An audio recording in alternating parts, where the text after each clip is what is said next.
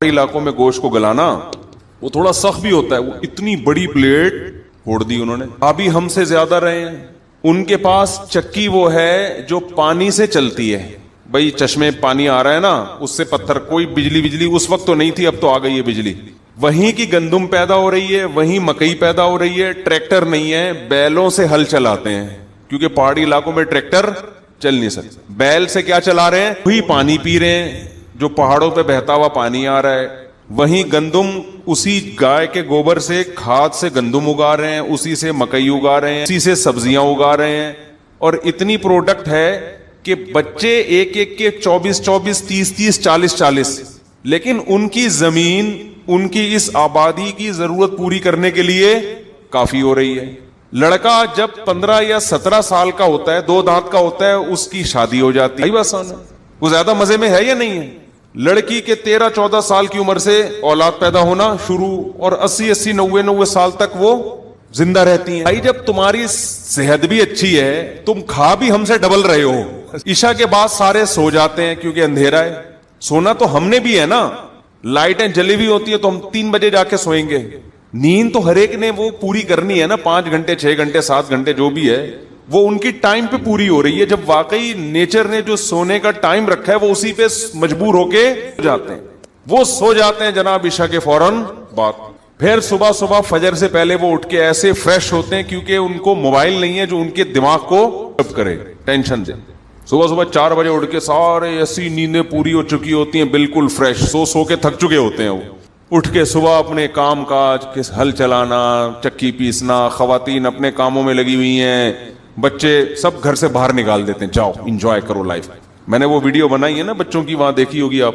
بچے اپنا گھوم رہے ہیں, پھر رہے ہیں. بڑے بچے چھوٹے بچوں کو گودوں میں اٹھا کے گھوم رہے ہیں. ماں باپ کی کوئی زیادہ ٹینشن بچے پالنا نہیں ہوتا, بڑے والوں نے چھوٹے والوں کو اٹھایا ہوا ہوتا ہے. چیا میں نے دیکھا ہے وہاں پہ چھوٹے بچوں کو نا, اپنے چھوٹے بہن بھائیوں کو ایک رومال میں نا پیچھے جیسے پوٹلا نہیں بنا کے بچے کو پوٹلے میں ڈالا, پیچھے کندھے پہ اٹھا کے گھوم رہی ہیں. وہ بڑے بہن بھائی چھوٹے بہن بھائیوں سے دل بہلا رہے ہیں. ماؤں کی ٹینشن بڑے والے نے چھوٹے بچوں کو, چھوٹے والے نے اپنے سے چھوٹے کو سنبھالا ہوا ہے. پھر پہاڑوں پہ آ رہے ہیں, جا رہے ہیں, ایکسرسائز ان کی آٹومیٹیکلی ہو رہی ہے. جو میں نے دیکھا نا, جن صاحب کو اتنا بڑا گوشت کا پورا برتن پھوڑا انہوں نے میرے سامنے, ایسے سلم اسمارٹ دبلے, اور 70 سال میں آپ یہ کھا رہے ہو, کا ویٹ کا مسئلہ نہیں ہے. تو میں جب وہاں گھوم کر آیا نا 10-12 سال پہلے, میں نے کہا یار سائنسی ترقی سے ہمیں کیا ملا. صحیح ہے نا, کیا خیال ہے بھائی؟ ان کا گھی اپنا ہے, بکریاں سب نے پالی ہوئی ہیں, بکریوں کا دیسی گھی نکالتے ہیں بکریوں کے دودھ سے, اور پیتے ہیں ایسے گھی جو ہے نا پلیٹوں میں. میں جتنے دن وہاں رہا ہوں, ایک دن بھی کوکنگ آئل نہیں کھایا ہم نے. سارا دیسی گھی, ان کی اپنی گایوں کا, اپنی بکریوں کا. گوشت کھانے کا دل چاہتا ہے اپنا ہی جانور دیتے ہیں. مجھے ایک دن انہوں نے کہا کہ نماز پڑھا دیں آپ. میں مسجد گیا نا, تو یوں پہاڑ پہ کبھی اوپر جا رہے ہیں کبھی نیچے آ رہے ہیں. میں جب پہنچا تو میرا سانس پھول رہا ہے. انہوں نے کہا بسم اللہ. میں نے کہا بسم اللہ کہاں سے کریں بھائی, تھک گئے ہیں یار. ان کی صحتیں ایسی ہیں, یوں جا رہے ہیں آ رہے ہیں, آ رہے ہیں جا رہے ہیں, کوئی مسئلہ ہی نہیں ان کے لیے. تو محبتیں بھی ہیں, ساری اولاد مل کے ماں باپ کو پالتی ہے. کا احترام, باپ کے سامنے کوئی آواز نہیں اونچی اٹھا سکتا. ماں باپ عیاشی کر رہے ہیں, جتنی اولاد ہے سب عزت دے رہی ہے. ہاں کچھ چیزیں غلط بھی ہیں. غلط یہ ہے کہ کوئی حکومت کا صحیح نظام نہیں ہے تو ذاتی دشمنیاں ہیں ان کی, یہ بڑی خطرناک. اس کا تو حل ہے نا کہ وہ گورنمنٹ ختم کر سکتی ہے, وہ تو کوئی قانون ہو تو ختم ہو سکتا ہے نا. تو میں ایسی جگہوں پہ جا کے دیکھتا ہوں کہ یار اس سائنسی ترقی کا انسان کی بنیادی چیزیں کیا ہیں. اچھی صحت ہو, اچھی غذا ہو, اور ڈپریشن نہ ہو, اسٹریس نہ ہو. یہ تینوں چیزیں ان علاقوں میں جہاں سائنس اور ٹیکنالوجی کے لفظ سے بھی لوگ واقف نہیں ہیں, وہاں کروڑا گنا زیادہ. لیکن آپ ہمارا حساب دیکھو نا, کیا کچھ کھا کے پتہ نہیں کیا بیڑا ہی غرق کیا ہوا ہے. ابھی پھر پورا اس صحت پہ موضوع چلا جائے گا. تو میں خلاصہ یہ بیان کر دوں, اتنی سائنس میں پیچیدگی ہے نا, اتنی. جن چیزوں کے بارے میں ڈاکٹر یہ کہتے تھے کہ ان چیزوں کے کھانے سے ہارٹ اٹیک کا خطرہ ہے, اب ڈاکٹر یہ کہہ رہے ہیں کہ ان چیزوں کو کھاؤ گے تو ہارٹ اٹیک نہیں ہوگا, چھوڑو گے تو ہارٹ اٹیک کا خطرہ ہے. سمجھ رہے ہیں نا. یہ کوئی جو کوکنگ آئل کولیسٹرول فری یہ معاشرے میں رائج ہوا ہے نا, دیسی گھی چھڑوا کے ہوا ہے نا, چربی چھڑوا کے, कुकिंग ऑयल, आप कोलेस्ट्रॉल फ्री। अब जो माहिर डॉक्टर हैं वो कह रहे हैं कि सारा मसला किसका है, कह रहे हैं घी पे आ जाओ, दोबारा फैट पे आ जाओ, जानवर की चर्बी पे आ जाओ, उससे मसाइल खड़े नहीं होंगे। खैर इतने इख्तलाफ, मेरा जो असल बताने का मकसद ये है कि इंसान को अल्लाह ने इल्म बहुत थोड़ा दिया। ये तो एक ज़िमनी बात आ गई दरमियान में कि आप अगर चाहते हो ना इंसान के बच्चों की तरह हंसी खुशी जिंदगी गुजारो तो अपनी बकरी पालो, अपनी गाय पालो, उसका दूध पिया करो, उसकी का घी निकाल के उसी के मक्खन खाया करो। लाल आटे की गंदुम कहीं गांव देहातों से जो खाद वाली गंदुम होती है ना, गोबर से निकली हुई, वो मंगवा लिया करो। बस इस पे जितना फोकस कर सकते हो बोलो करो। आप जिनको अल्लाह ने माल दिया है ना, माल, वो अपना कोई बड़ा सा प्लॉट खरीदें कोई कच्ची जगह, 2-4 आदमी मिलकर खरीद लें, उसमें बकरियां छोड़ दें, एक बकरा 8-10 बकरियां, इसमें इतनी बरकत होती है।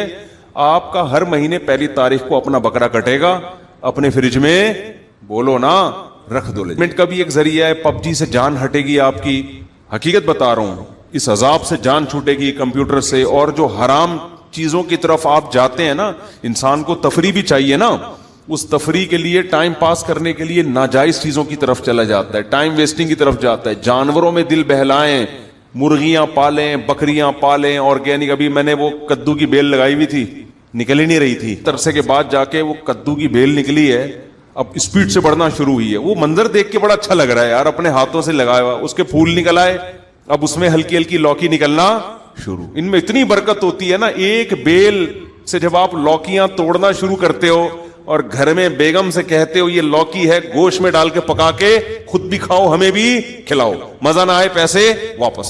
एक अंडा रखा हुआ होता है दुकान पे, उसको देखने में मजा नहीं आता। एक अंडा होता है जब आप डड़बे में जाओ ना, मुर्गी बाहर निकलेगी, पीछे एक अंडा पड़ा हुआ होगा, माहिर अंडी याद से पूछो आप, वो बताएंगे, उसको देखने में एक अलग लुत्फ है। हकीकत बता रहा हूं, एक चूजे आप मार्केट से खरीदते हो, वहीं जबा करवा के खा जाते हो। एक जब आपकी मुर्गी 21 दिन एतकाफ के बाद अंडों से हटती है और उसमें जो चूजे नमूदार होना शुरू होते हैं, उसका अपना ही मजा है। इतना मजा जो डबो के खाने में भी इतना मजा नहीं रखा कुदरत ने। ये देखो सही है ना, मजा आएगा। तो जिनके पास गुंजाइश नहीं है वो फिर खा लें, जो अल्लाह तौफीक दे। जिनके पास है तो उनको मैं बार बार कहता हूँ इन चीज़ों की तरफ आओ, इससे आपको जहनी सुकून मिलेगा, हराम कारियों से बचोगे, ड्रामों से, फिल्मों से और फुहश चीज़ों से और फजूल जो आजकल हरकतें हो रही हैं ना, इनसे बचोगे। इसमें बड़ा सुकून रखा है अल्लाह ताला ने। गार्डनिंग में पौधे लगाओ घर के अंदर, उसका फल निकलता है, बड़ी खुशी होती है इंसान को। मैंने बचपन में इतनी गार्डनिंग की है, हमारे घर में एक बड़ी क्यारी थी, उसमें मैंने पपीता लगाता था, ऐसे पपीते निकलते थे, हम पपीते खाते रहते थे बैठ के।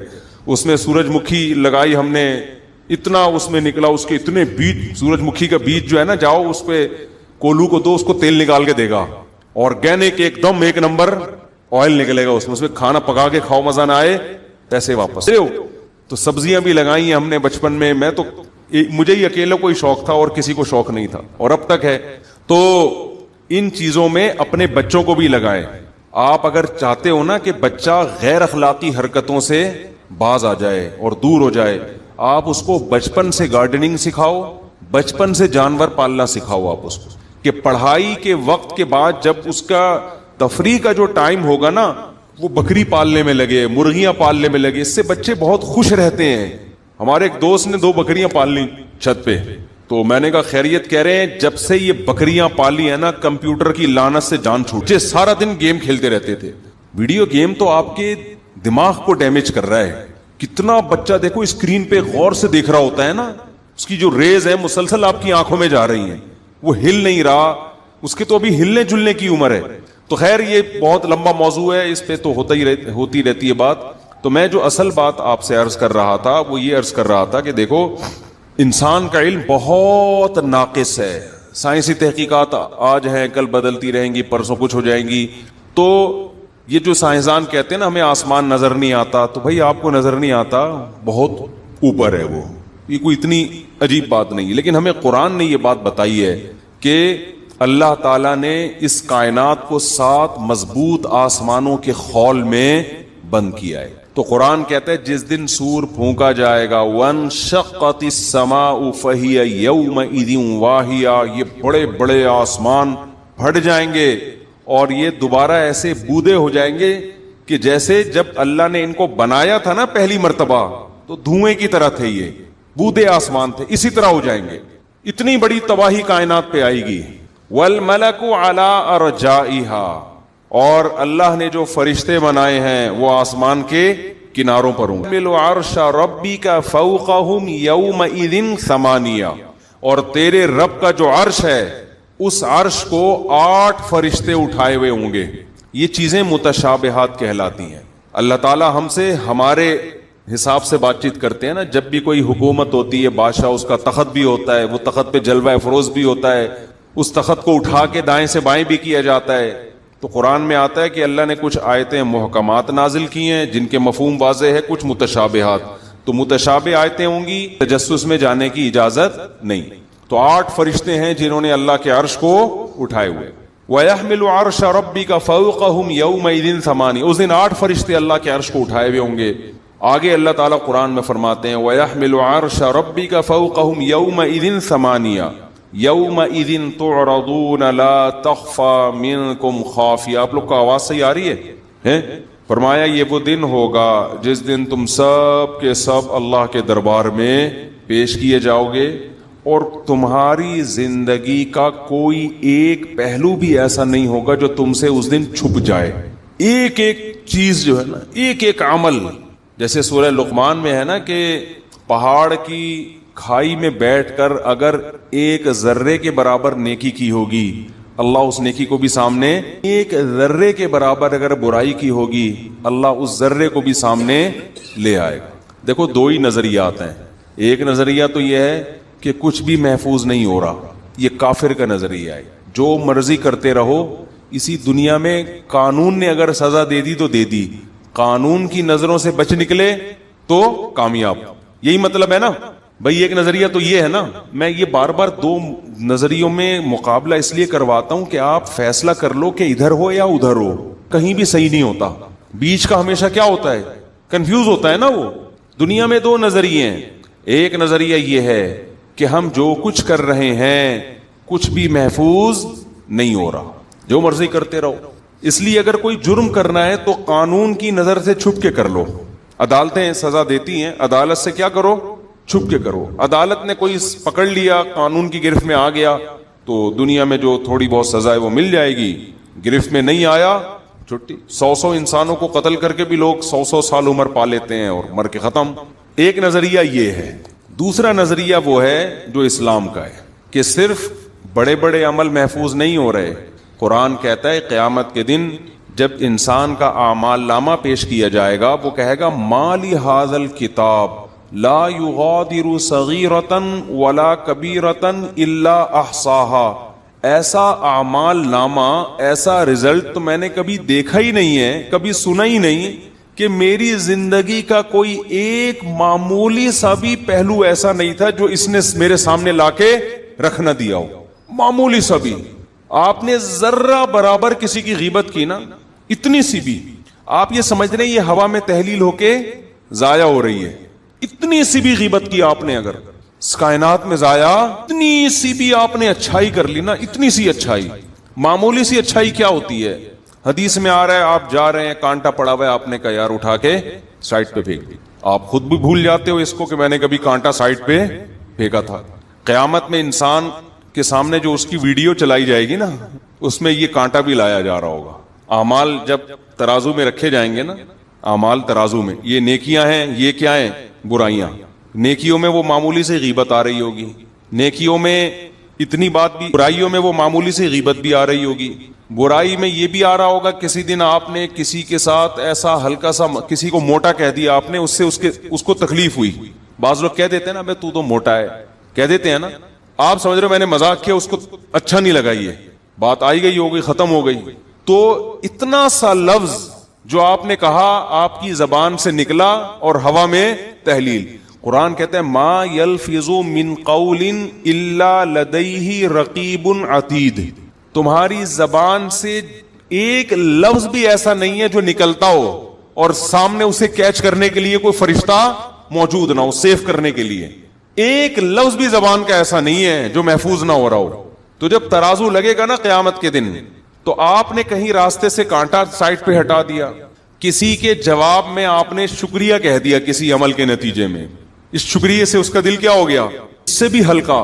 نبی صلی اللہ علیہ وسلم نے فرمایا کسی سے تم نے مسکرا کے بات کر لی نا, مسکرا کے, دیکھو آپ بات کسی سے کرتے ہو, میرے لیے سب سے بڑا مسئلہ آج کل مسکرانا بن گیا ہے. میرے لیے اس وقت مجھے اب احساس ہوتا ہے کہ مسکرانا کتنی بڑی نیکی ہے, کیونکہ 24 گھنٹے میں ایک دفعہ آپ کی کسی سے ملاقات ہو رہی ہے, آپ مسکرا سکتے ہیں, بڑا مزہ آیا آپ سے مل کے. مجھے دن میں درجنوں دفعہ یہ کرنا پڑتا ہے, بہت خوشی ہوئی آپ سے مل کے, آپ سے بھی مل کے بہت اچھا لگا, ذرا ہٹے یار, اگلا بھی کھڑا ہوا ہے, بہت اچھا لگا, ابے ہٹے یار, بہت اچھا لگا آپ سے مل. یہ تو لگ رہا ہے اگر اللہ کو میرا یہ عمل پسند آ گیا نا تو شاید میری اسی سے بخشش ہو جائے. تو اس دن 25 آدمیوں سے مسکرا کے ملا تھا, حالانکہ مسکرانے کا بالکل بھی دل کر نہیں رہا ہوتا. ملاقاتیں, آدمی کہیں جا رہا ہے, وہاں سے کوئی بندہ نکل کے آ گیا تو دل تو چاہ ہوتا ہے یار جان چھوڑو بھی, مجھے کام کرنے دو. لیکن حدیث میں کیا آتا ہے, جب مسلمان سے ملو تو کیسے ملو, مسکرا کے ملاقات کرو. تو ملتے ہیں کہ بھائی سامنے والا بیچارہ عقیدت میں آ رہا ہے, ہم تھکے ہوئے ہیں, تو اس کا تو بیچارے کو عقیدت ہے نا, تو مسکرا لیتے ہیں. اللہ کے لیے ہی مسکرانے کی کوشش کرتے ہیں, اور کیا کریں. امیج برا جائے گا, بولے گا دیکھو یہ مولوی لوگ کیسے ہوتے ہیں, دل نہیں کر رہا ہوتا, تھکاوٹ ہوتی ہے, ٹینشن میں آ جاتا ہے آدمی. لیکن بہت اچھی طرح ایک دن تو کیا ہوا, ایک نوجوان کہیں سفر میں جا رہا تھا, ایک دن اچانک آ گیا نا, پتہ نہیں کیا لمبی کہانی اس نے شروع کر دی. میرا نا دماغ حاضر, وہ یہ والا وہ پتہ نہیں ایران توران بیچارے نے بڑی محبت میں, میرا سگنل کیچ ہی نہیں کر رہے, میں تھکا ہوا ہوں. تو میں نے اس سے ایسے ہاتھ بڑھایا نا, میں نے کہا جو بھی ہے آپ اپنا خیال رکھیے گا.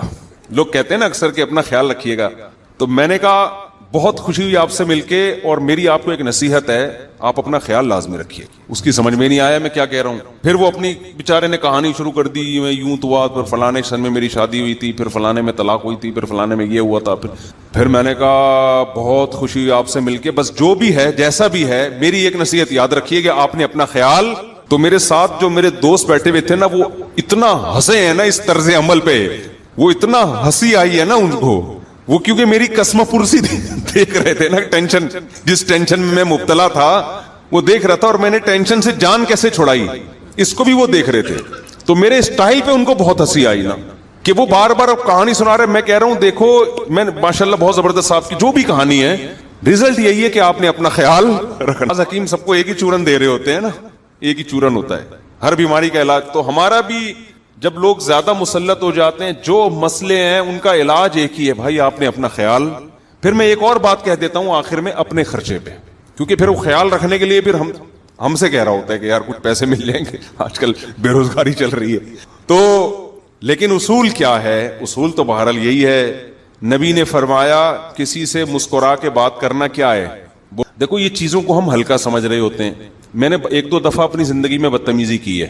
جب زیادہ ملاقاتوں کا رش ہو گیا نا, تو 1-2 لوگوں سے میں نے پھر ایسے دھکا دیا ان کو, بہت زیادہ ٹینشن میں آ گیا تھا. لوگ بھی تو نہیں چھوڑتے, لیکن پھر میں نے ان کس کو بہت تلاش کیا کہ میں ان سے سوری کروں, لیکن وہ ملے نہیں, پتہ نہیں کہاں چلے گئے وہ بیچارے. تو پھر ہم نے کہا اصول ہی ایسا بناؤ کہ اس کی نوبت نہ آئے نا, سسٹم ایسا بنا دو کہ یہاں تک نوبت نہ آئے. تو ہمیں احساس ہوا غلطی ہماری تھی. نظام ایسا بنا دینا چاہیے کہ یہاں تک کہ اتنی ٹینشن میں جائے نہیں آدمی. خیر, تو اب دیکھو, آپ جب کسی سے مسکرا کے بات کرتے ہو نا, ہم اس کو ہلکا سمجھ رہے ہوتے ہیں. اس میں آپ تھوڑی سی نیت کر لو کہ میں جب بھی مسکراؤں گا کس کے لیے, اللہ کے لیے. ایک ہوتا ہے آپ نارمل روٹین میں وہ گورے بھی مسکراتے ہیں, نائس ٹو میٹ یو رہے ہوتے ہیں, ان کی مسکراہٹ قیامت کے دن میزان کے ترازو میں بولو نہیں آئے. کیوں؟ اللہ نے نیکی کے لیے جو پہلی شرط قرار دی ہے نا, من اراد الآخرہ, ہر اچھے کام میں نیت کیا ہو, آخرت, اللہ. یہ نہیں ہے آپ کروڑوں غریبوں کو کھانا کھلا دو, اللہ کہے گا غریبوں نے کھایا, ان کا پیٹ بھرا, انہوں نے تھینک یو کہا, اور آپ کی نیکی. سمجھتے ہیں کہ نہیں سمجھتے؟ نبی صلی اللہ علیہ وسلم نے فرمایا اتقوا النار ولو بشق تمرۃ, جہنم کی آگ سے بچو آدھا کھجور کسی کو صدقہ کر کے. آپ کے پاس صدقہ کے پیسے نہیں ہے نا, غریب ہیں آپ, تو اللہ کے غضب کو ٹھنڈا کرنے کے لیے کروڑوں روپے دینے کی ضرورت نہیں ہے. آپ کے پاس ایک کھجور ہے, آدھا کاٹ کے کسی غریب کو دے دو. دنیا اس کو نیکی کہے گی؟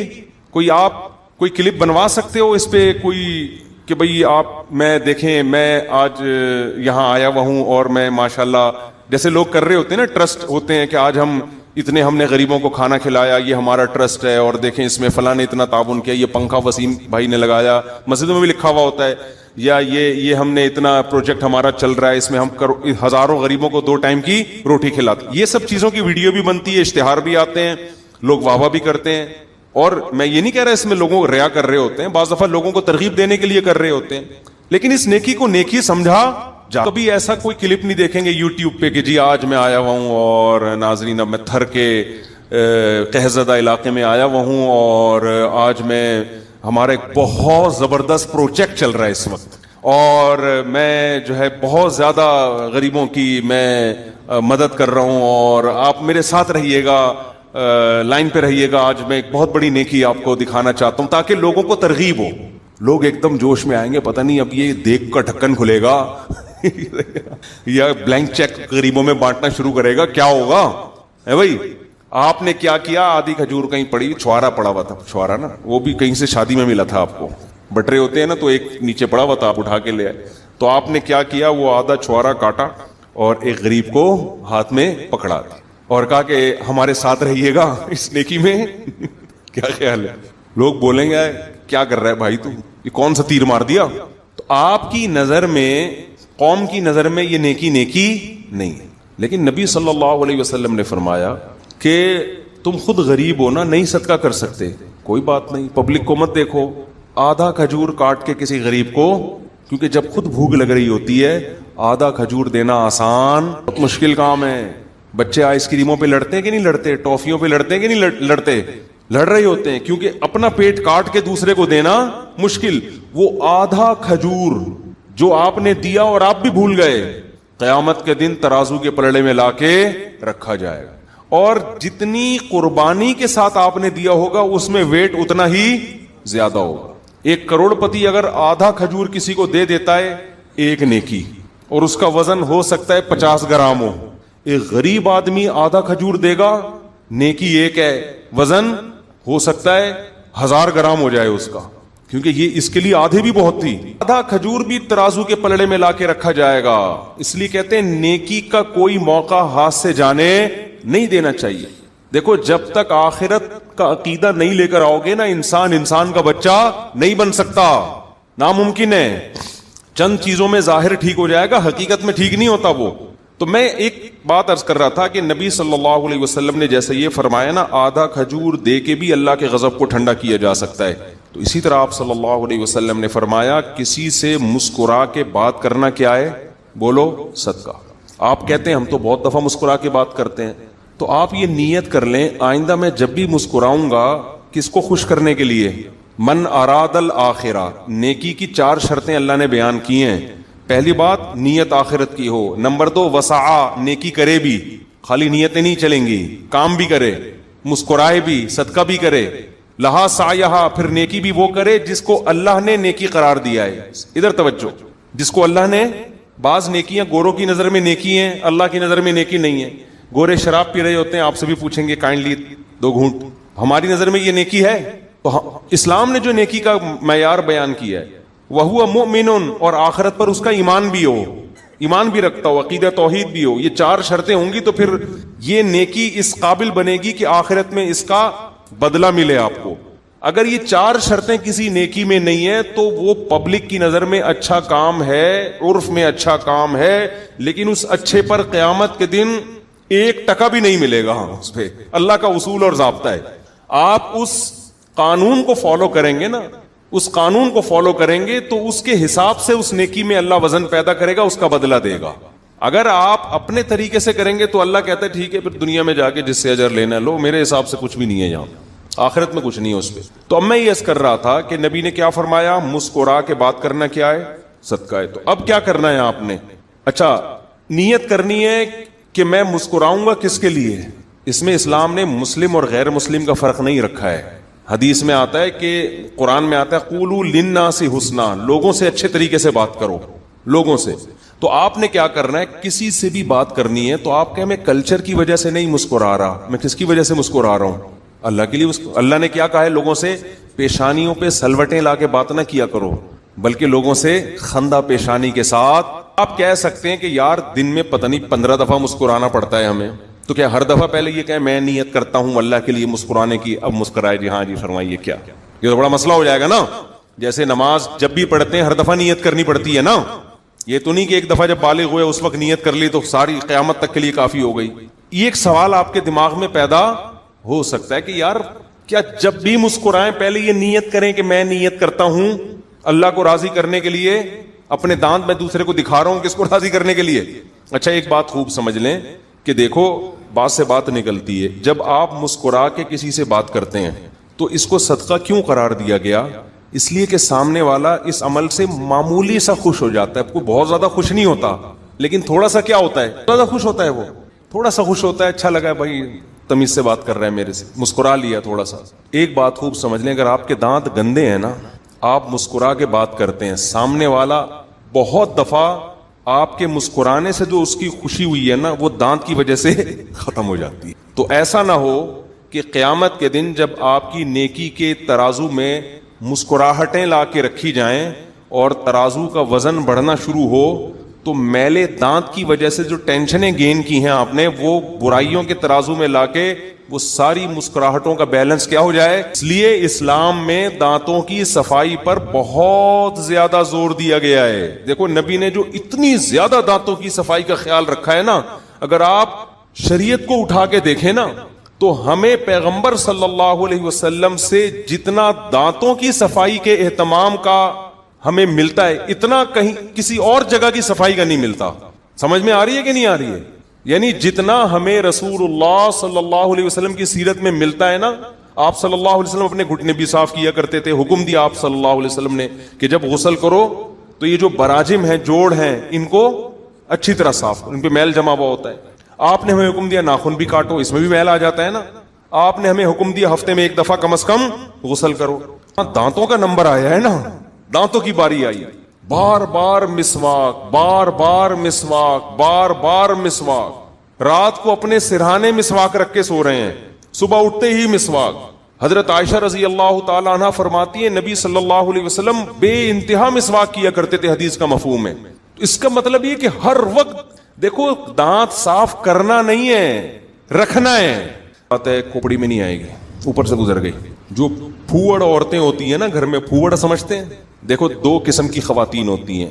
ایک وہ ہوتی ہیں جب آپ گھر جائیں کسی کے تو آپ کو واش روم کا لوٹا الٹا اور بیسن پہ اتنی موٹی کائی لگی ہوئی ہوگی, ایسا ہی ہوتا ہے نا.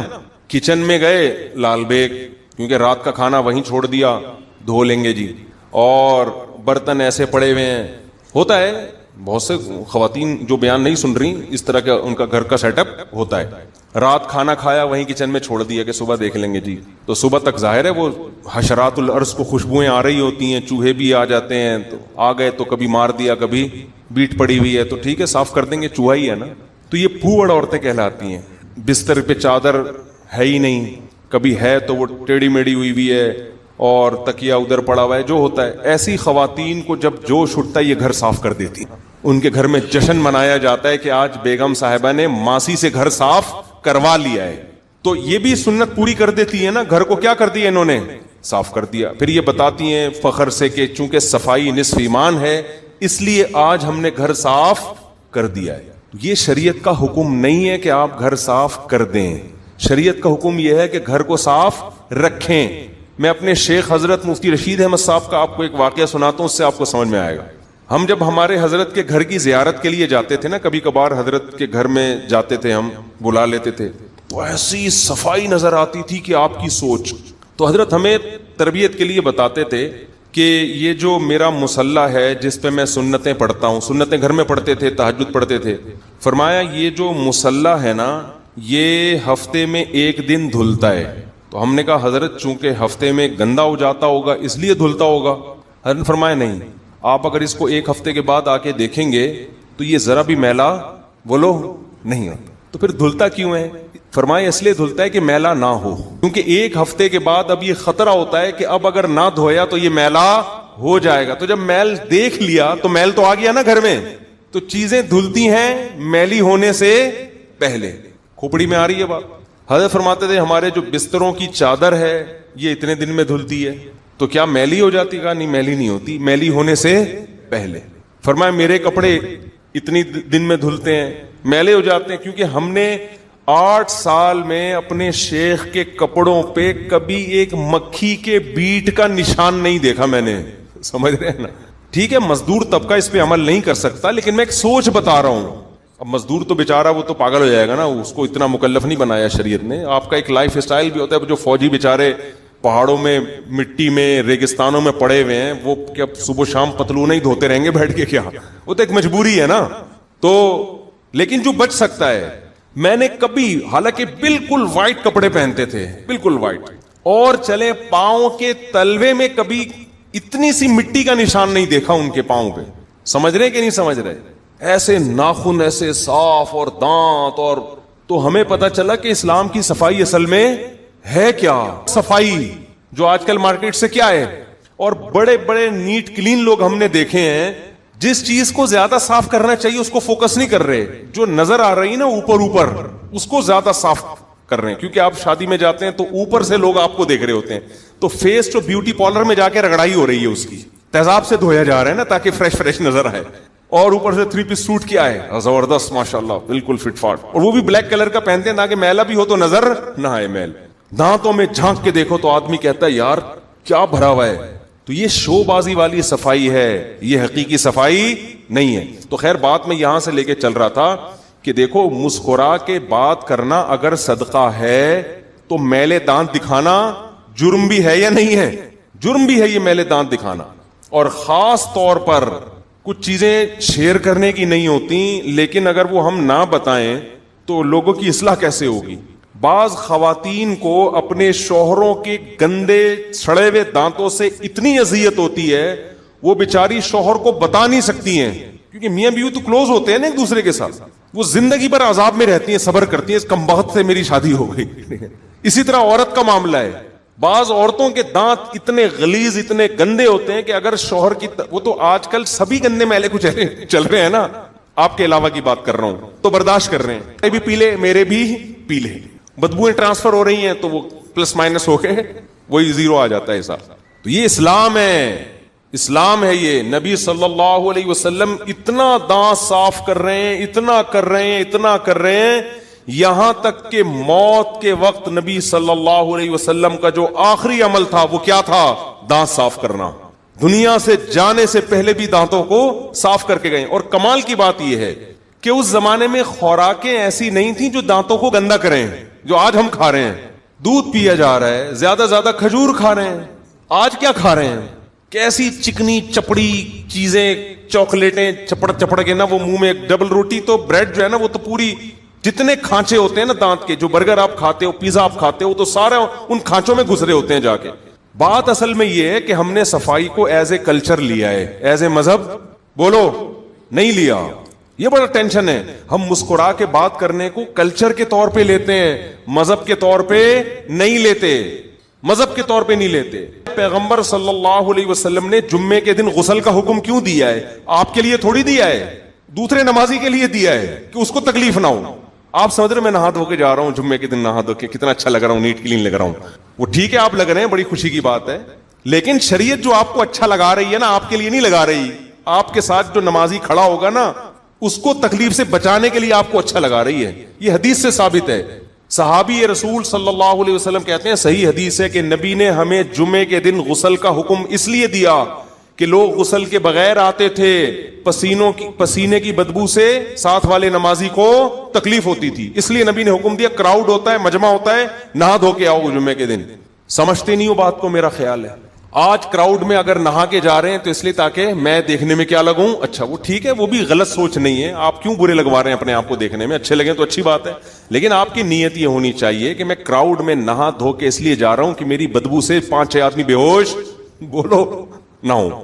اس سے بھی بڑھ کر ہمارے یہاں کیا ہو رہا ہے، دیکھو پیغمبر نے کچا پیاز کھانے سے منع نہیں کیا، آپ صلی اللہ علیہ وسلم نے کچا پیاز کھانے سے منع کر کے مسجد میں آنے سے منع، کیونکہ فرشتوں کو تکلیف ہوتی ہے، اور کس کو تکلیف ہوتی ہے؟ آدمیوں، فرشتوں کو بھی بچایا جا رہا ہے تکلیف سے، کہ ایک مخلوق ایسی ہے جو تمہیں نظر نہیں آتی لیکن وہ بھی مخلوق ہے، اس کو بھی اسمیل سے کیا ہوتی ہے؟ اذیت ہوتی ہے۔ پیاز کھانے سے منع نہیں کیا, جتنا مرضی کھاؤ, ایک اللہ کا حلال رزق ہے, بڑی طاقتور چیز ہے, بہت فائدے ہیں. دوپہر کو اگر پیاز کھایا جائے, کچا پیاز, تو بہت فائدے کی چیز ہے. لیکن کراؤڈ میں جانے سے پہلے ڈکاریں مت, وہاں جا کے ڈکاریں, مولی کے پراٹھے کھا کے مجمع میں بیٹھا ہوا ہے, ڈکاریں لے رہے ہیں وہاں بیٹھ کے. دیکھا ہوگا آپ نے بعض لوگوں کو, مولی کے پراٹھے آپ کھائیں, لیکن جب تک مکمل ہضم نہ ہو جائیں, آپ پبلک کے پاس غنیمت ہے, ڈکار نکل رہی ہے. باقی زیادہ میں گہرائی میں نہیں جاتا. خیر, تو اب مجھے ایک بات بتاؤ, نبی صلی اللہ علیہ وسلم نے کچا پیاز کھانے سے منع کس کے لیے کیا؟ پبلک کو تکلیف نہ ہو. تو انسان کتنی, اسلام کتنی انسانیت سکھا رہا ہے, ہیومن رائٹ سکھا رہا ہے آپ کو. آپ نے نہانا اپنے لیے نہیں ہے, کس کے لیے ہے؟ پبلک کے لیے نہانا ہے.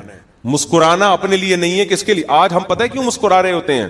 آج اکثر لوگ مسکرا رہے ہوتے ہیں تاکہ میرا امپریشن سامنے والے پہ اچھا پڑے, لوگ سمجھے ماشاءاللہ بہت خوش اخلاق آدمی ہے.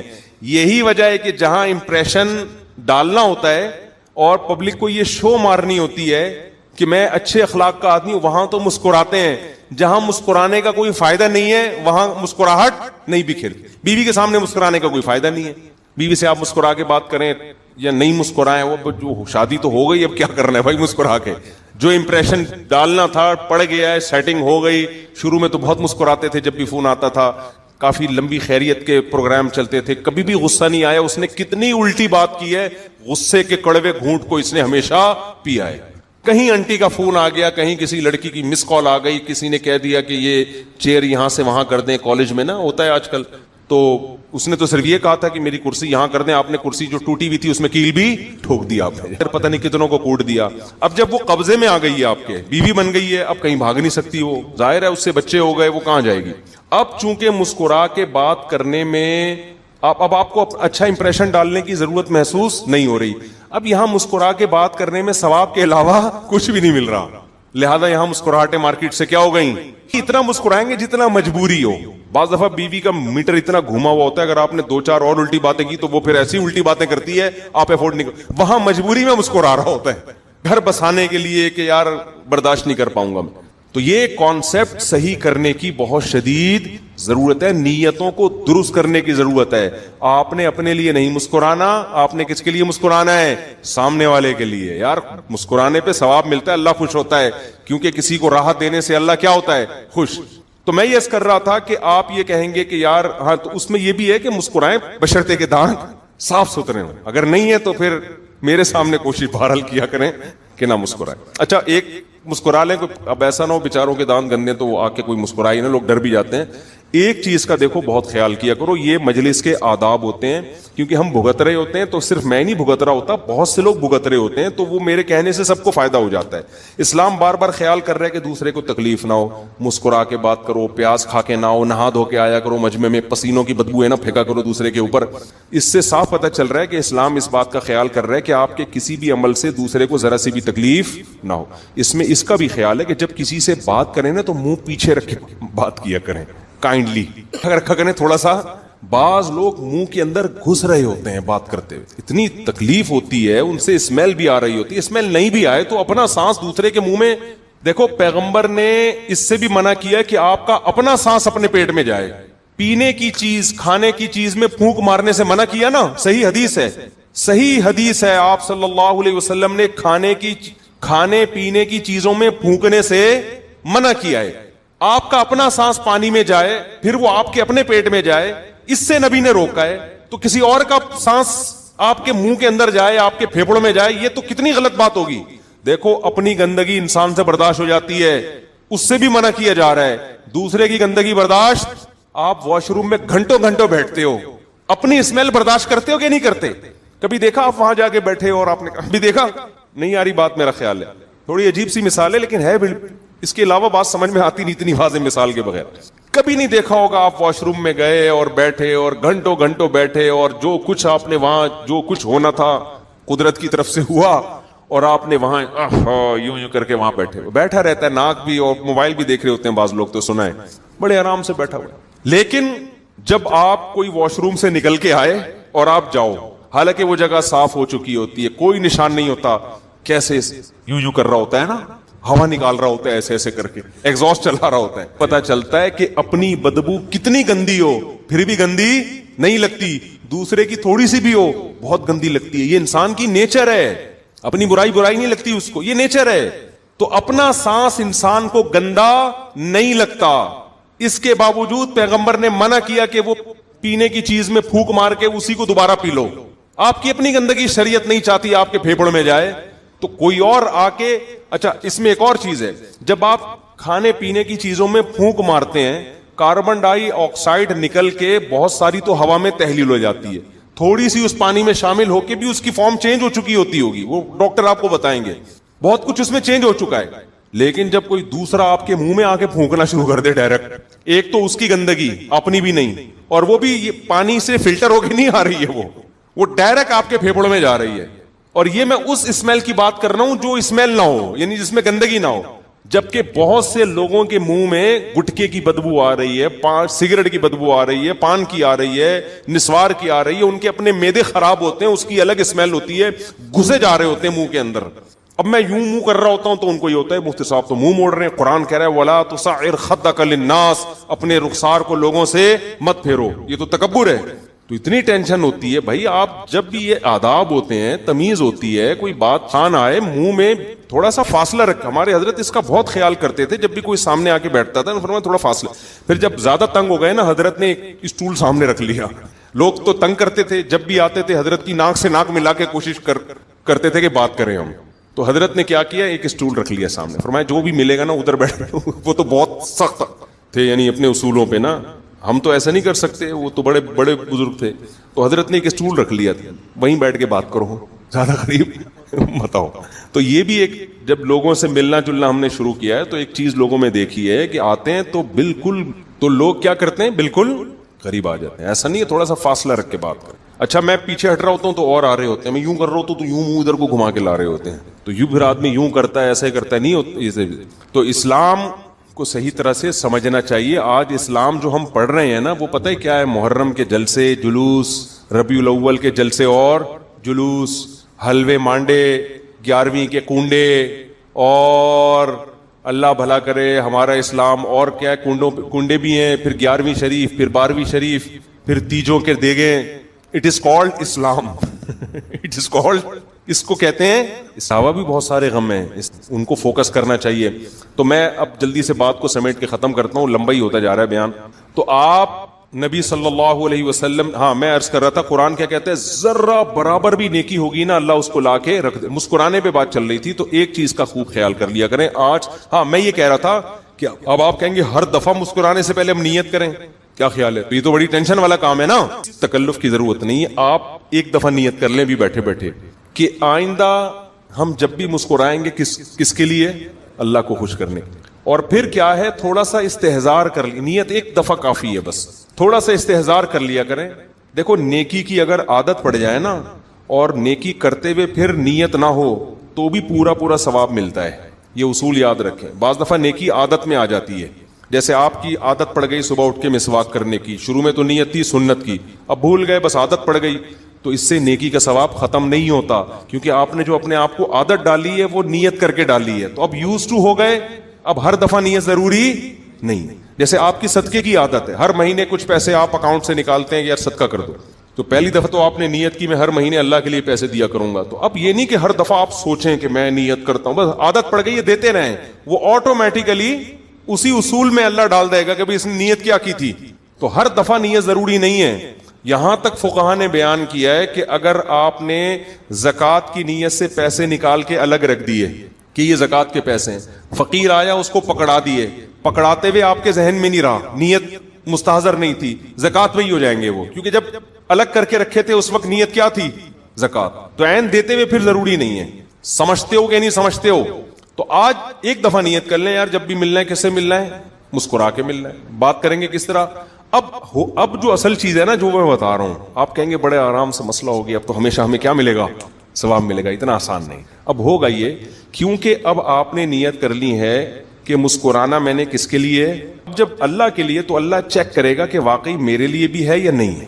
تو چیکنگ کا اللہ کا معیار یہ ہے کہ جہاں مسکرانے کا زیادہ ثواب مل رہا ہے وہاں یہ مسکرا رہا ہے کہ نہیں مسکرا رہا, اور جہاں مسکرانے کا کوئی ثواب نہیں مل رہا وہاں یہ مسکراہٹ چھوڑتا ہے کہ نہیں چھوڑتا.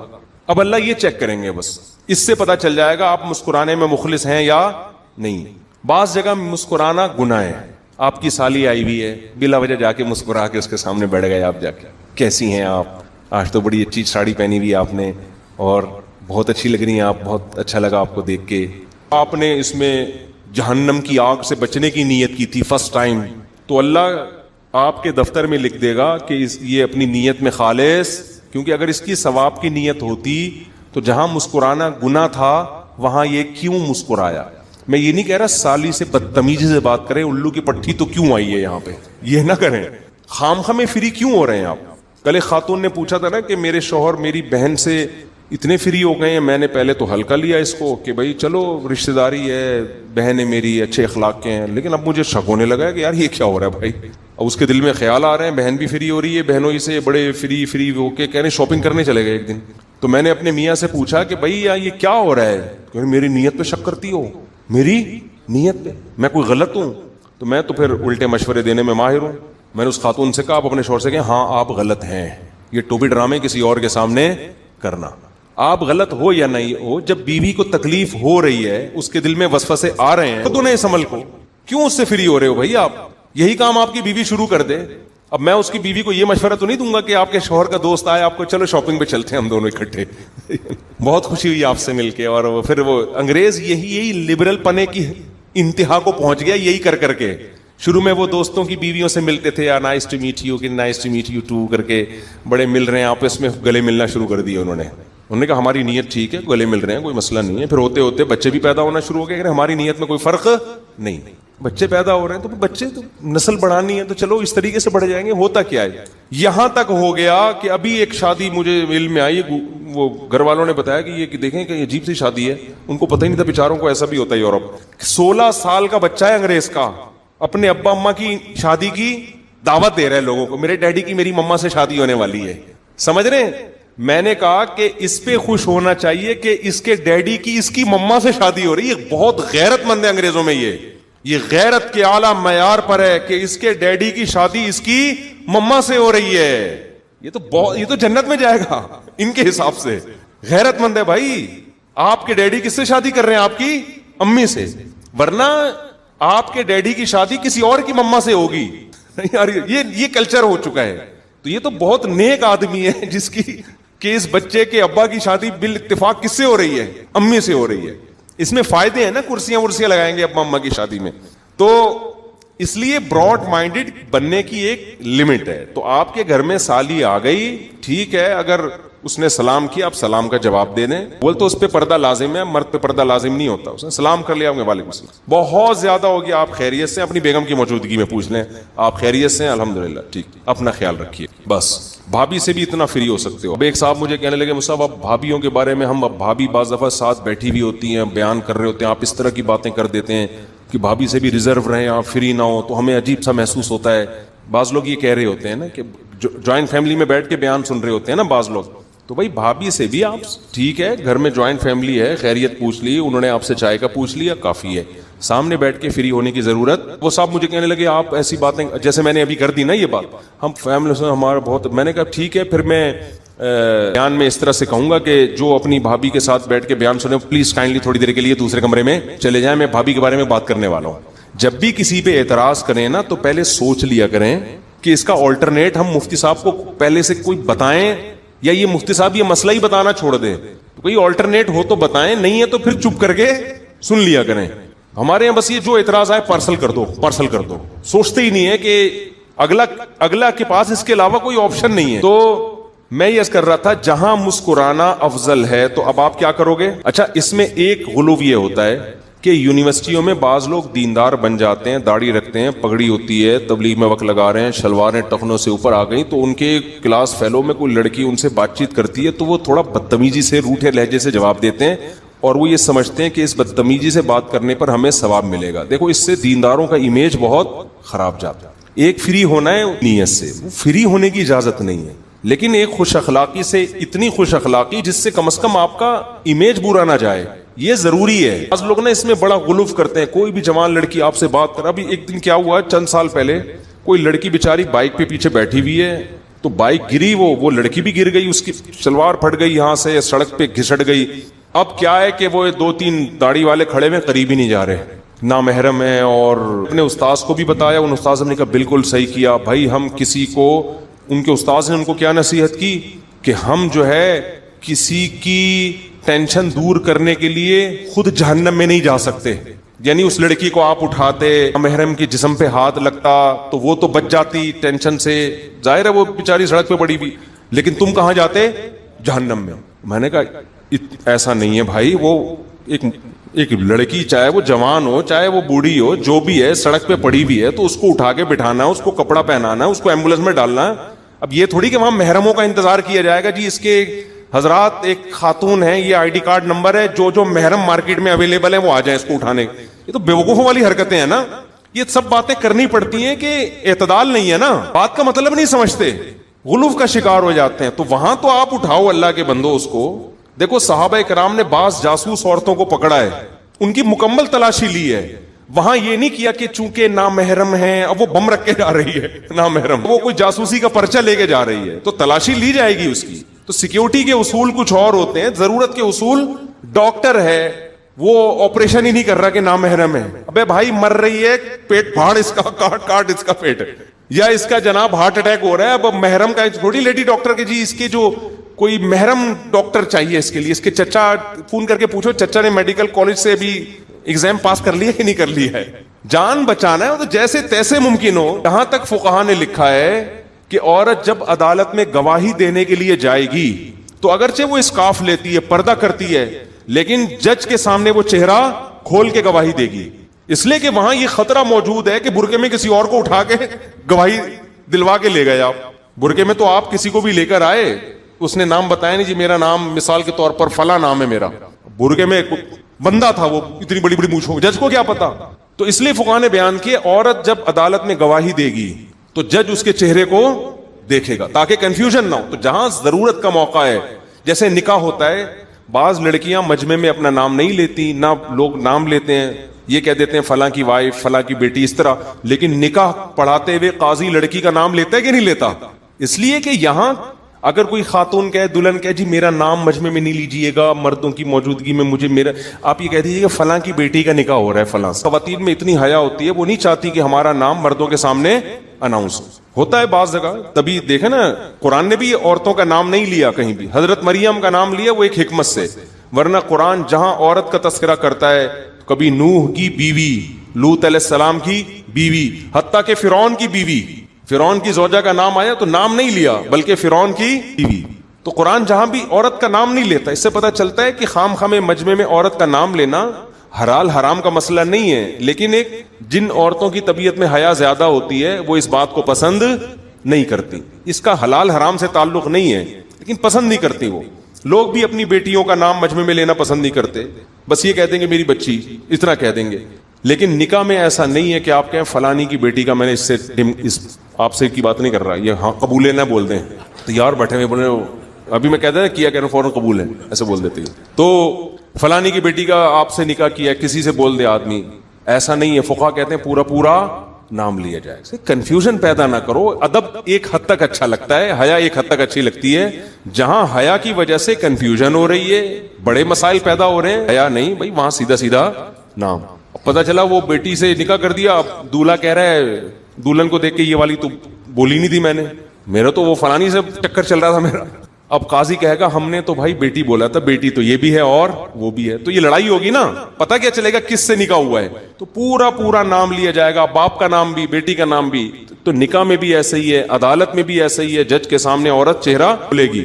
اور اسی طرح کوئی خدا نخواستہ کوئی خاتون سڑک پہ پڑی ہوئی ہیں تو پردے کا خیال جتنا ممکن ہے کریں, باقی اس کو اٹھائیں. جسم کو ہاتھ لگانا پڑے تو ہاتھ بھی لگایا جائے گا اس کو.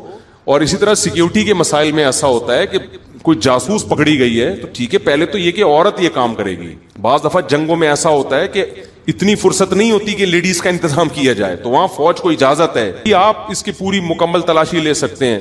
تو جہاں بھی سیکیورٹی کا مسئلہ ہوگا, علاج کا مسئلہ ہوگا, وہاں شریعت اجازت دیتی ہے کہ پردے کا مسئلہ دوسرے نمبر پہ چلا جائے گا. سمجھتے ہو؟ تو اسی طرح یونیورسٹیوں میں کسی لڑکی سے کوئی اول تو بات چیت نہ کریں, لڑکیوں سے فری نہ ہو. کبھی ضرورت پڑ جاتی ہے تو پھر اس میں بدتمیزی والا لب و لہجہ نہیں ہونا چاہیے, اس میں فری بھی نہ ہو, ریزرو رہیں تھوڑا سا. ریزرو تو سمجھتے ہی ہے نا, تھوڑا سا ریزرو رہیں, ہاں ہوئی ایک دم نا چھچورے پن پہ نہ آ جائیں, ٹھیک ہے نا, اور موبائل نمبر نہ مانگنا شروع کر دیں, ریزرو رہیں. ویسے آپ کی جنرل نالج کے بتاؤں, لڑکے جو ریزرو رہتے ہیں نا, لڑکیاں مرتی بھی انہیں پر ہیں. یہ تو ہمارے سامنے اتنے کیسز آئے ہیں نا. اندر ایک لڑکے نے مجھے بتایا, میں یونیورسٹی میں لڑکیوں سے بڑا ریزرو رہتا ہوں, اور کہہ رہے صرف ٹوپی ڈرامہ ہے اور کچھ بھی نہیں ہے. خود بتا رہا تھا مجھے. سامنے ہر آدمی بے تکلف ہو جاتا ہے, اس کو پتا ہے میں ٹکر نہیں ماروں گا نا اس کو, سن لیتا ہوں میں بات. تو کہنے لگا کہ مجھے خود بتایا, کہہ رہا مجھے اتنا ٹھرکی ہوں, اپنے بارے میں بتا رہا تھا. تو مشورہ لینے آیا تھا نا, برائیوں میں لگ گیا ہوں اور میں شادی نہیں ہو رہی وغیرہ وغیرہ, لوگ آتے ہیں تو میں اتنا ٹھرکی ہوں. تو کہہ رہا ہے میں یونیورسٹی میں لڑکیوں سے بڑا ریزرو رہتا ہوں, بڑا نیک شریف بن کے نا, اپنے کام سے کوئی بات کرے گی ہاں جی کیا